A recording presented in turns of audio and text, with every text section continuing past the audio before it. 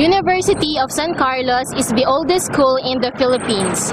Among the top 300 universities in Asia, USC was ranked as one of the top 10 in the country by the International or World QS rating, making it the premier university in Cebu. USC consists of 5 campuses: the Talamban Campus, Downtown Campus, Montessori Academy, South Campus, and our current location, the North Campus, which houses students of primary to secondary levels. Joining me today is Mr. Remor Baguio, the guidance counselor for the primary level here in North Campus. This is his ID. Okay, so Mr. Baguio graduated from Bachelor's of Science in Psychology and Master of Arts in Guidance Counseling at the University of San Carlos. He received his guidance counselor license last year. He has been working as a counselor for 10 years already. Okay. Good afternoon, Mr. Baguio. How are you? And thank you for gracing us with your presence. Good afternoon. Fine. Okay.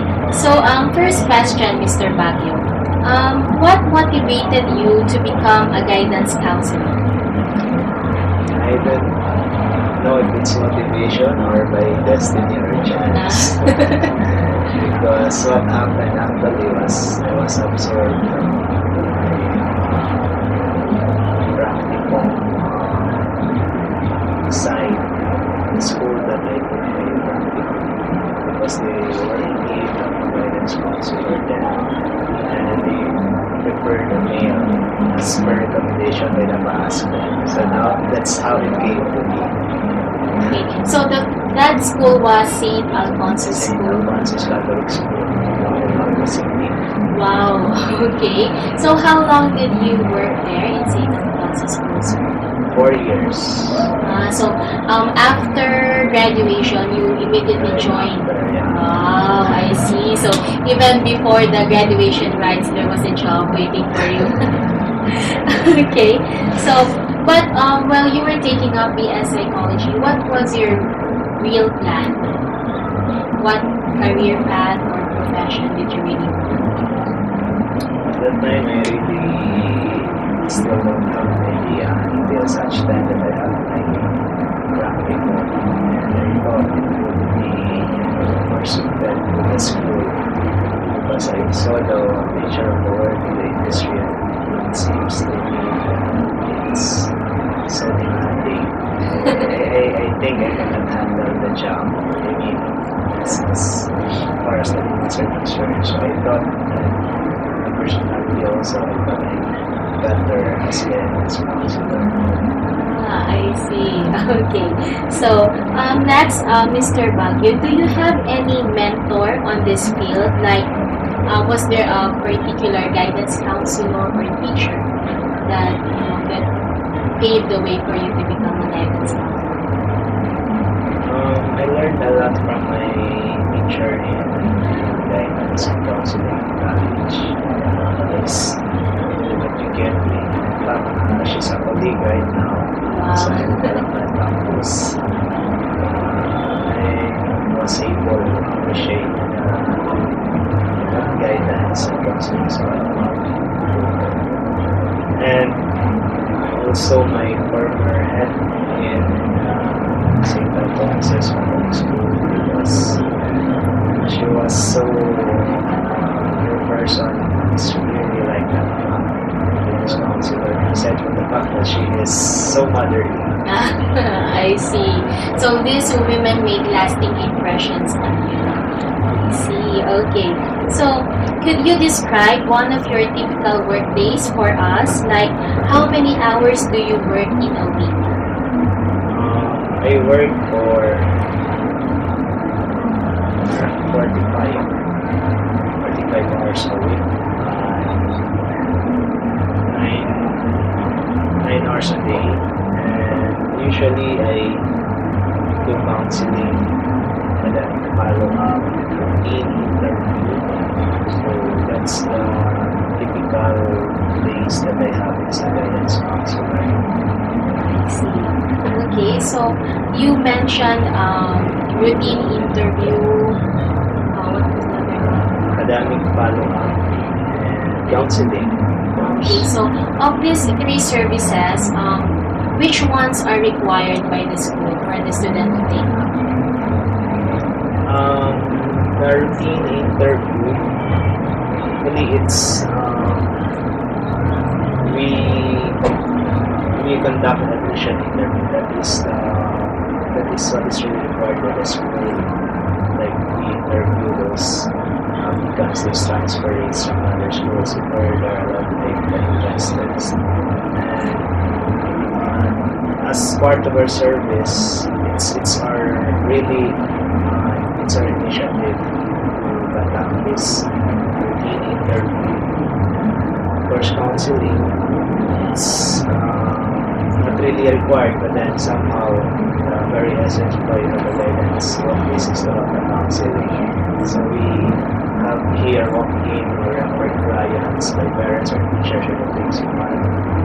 And then the academic follow-up has something to do with those pupils having low academic performance. So we call them over to the office to sort out what's the reason behind their low grades.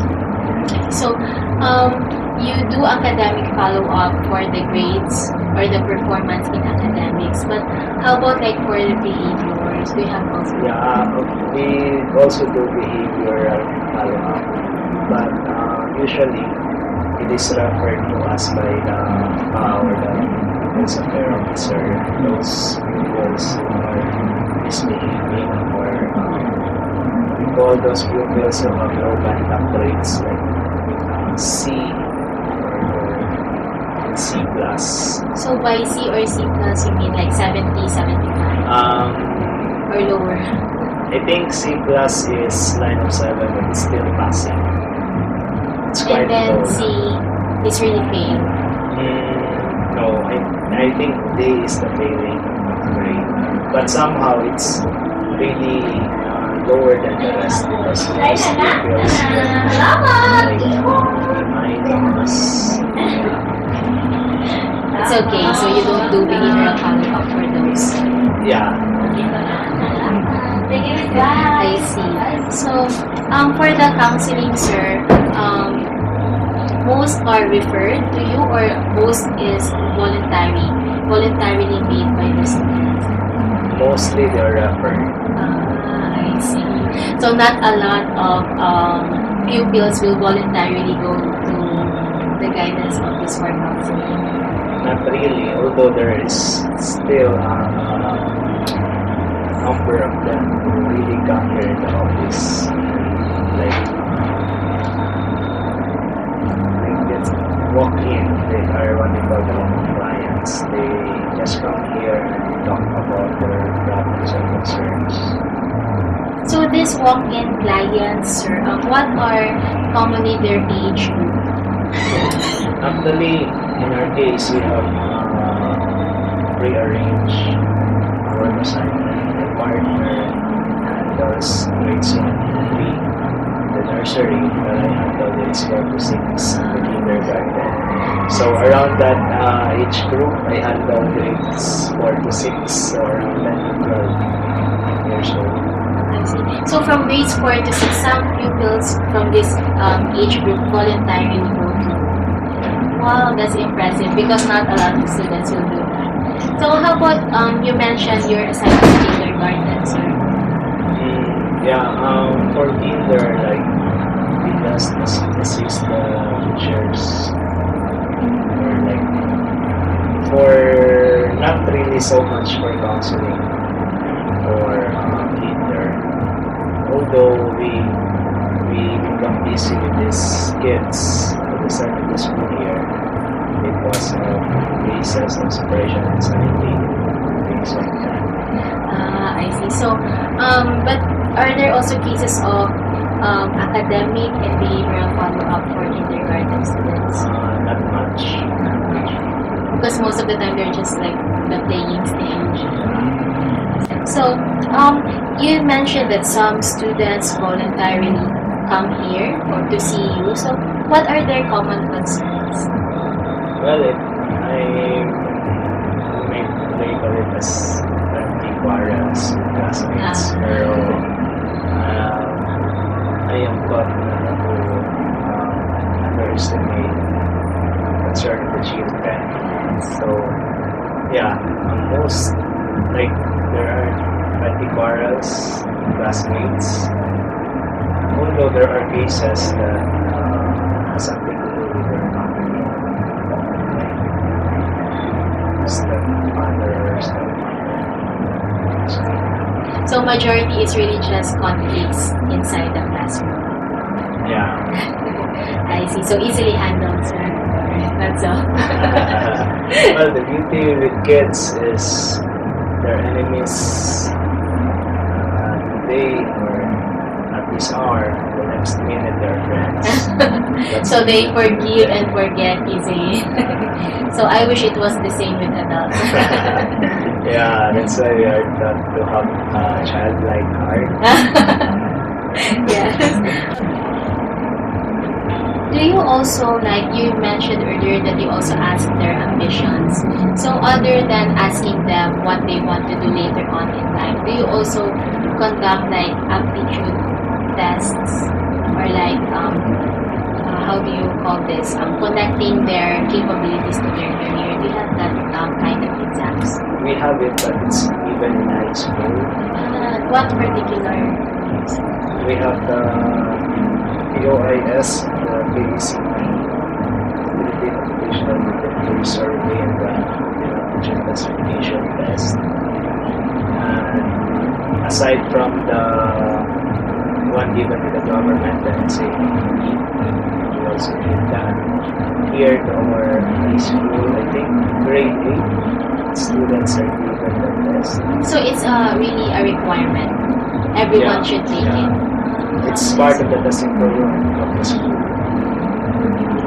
undergo such test.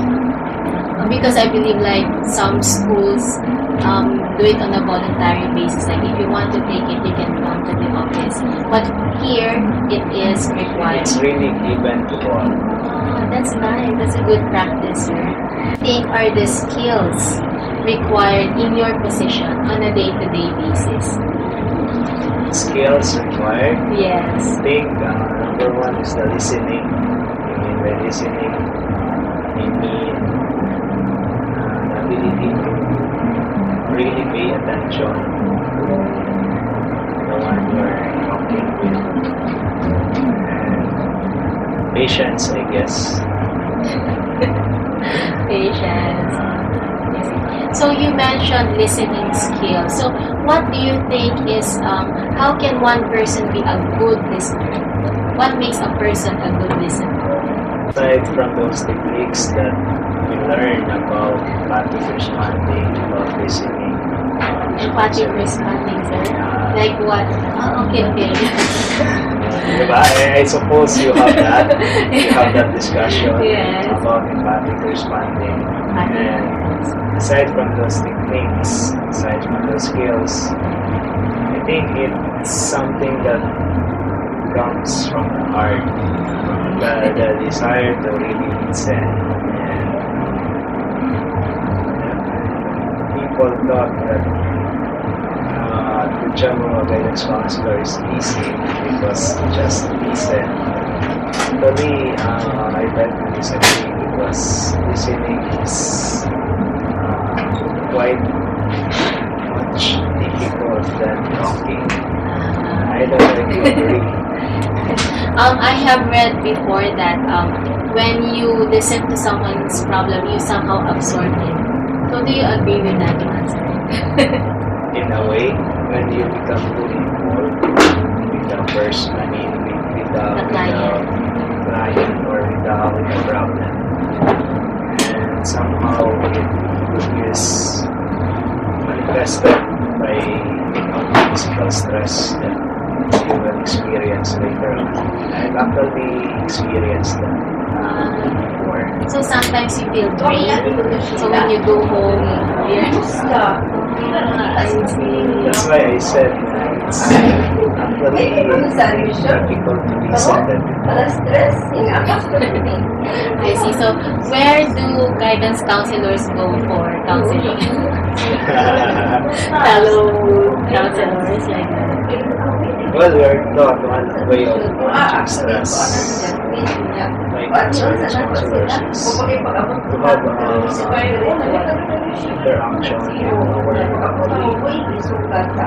We can actually share the problem without mentioning stress.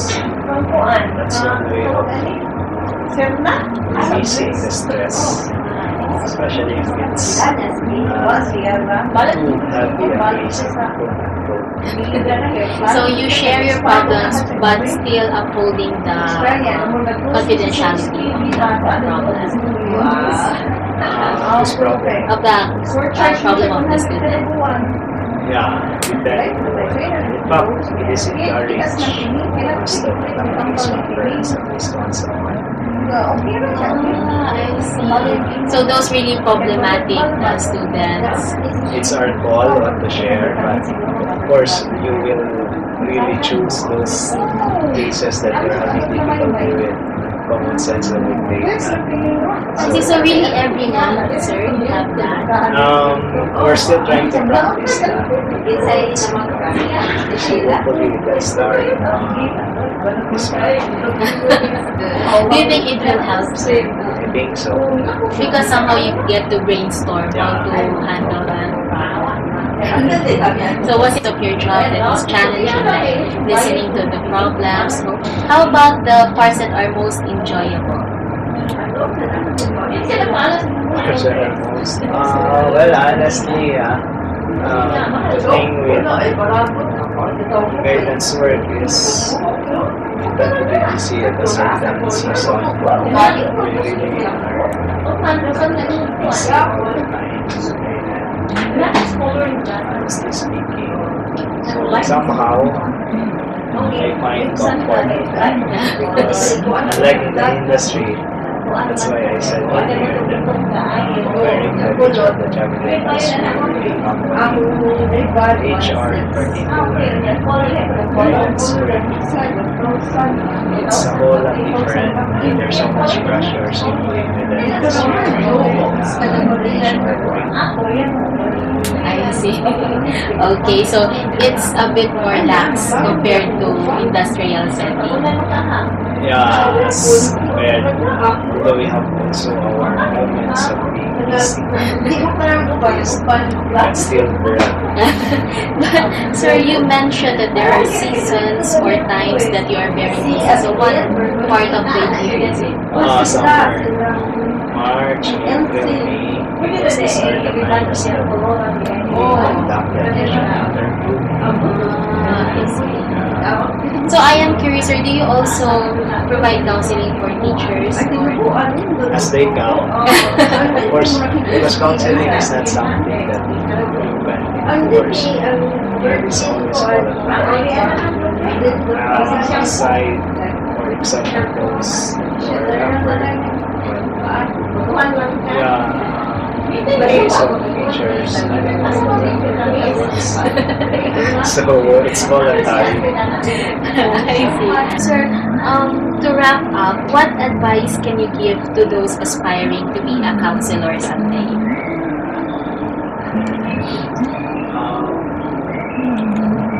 The advice I can give is